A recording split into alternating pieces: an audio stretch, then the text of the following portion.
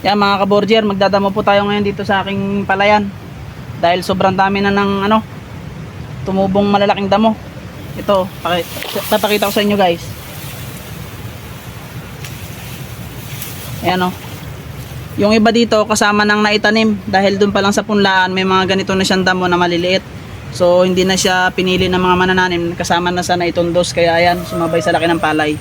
Yan ang mga tatanggalin ko ngayon. Kasi ako nakapag-spray ng pandamo.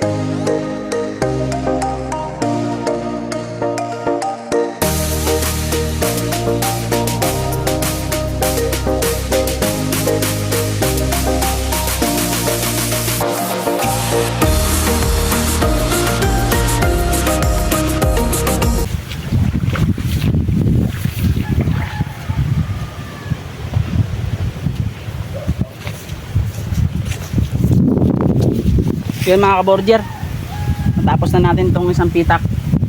So kanina medyo marami-rami siyang damo na nakalitaw dahil yung mga sobrang taas yun yung tinanggal natin. Ngayon wala na halos, medyo naubos na natin. Ayan.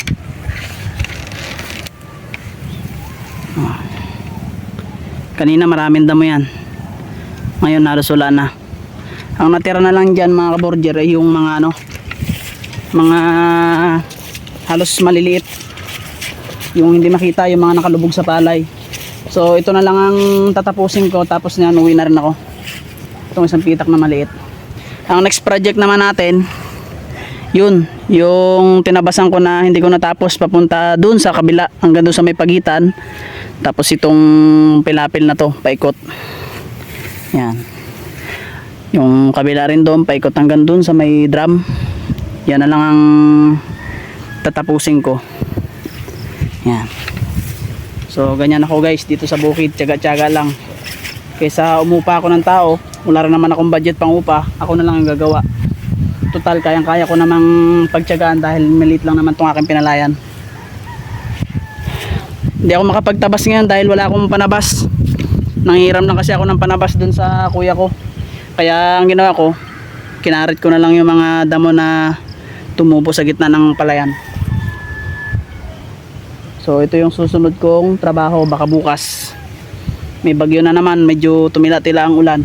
Yan, medyo lumiwaliwanag na. Pero baka mamaya-maya umariba na naman ang ulan kasi papasok na yung bagyo eh. So yun lang mga kaborger. Ingat kayong lahat and God bless.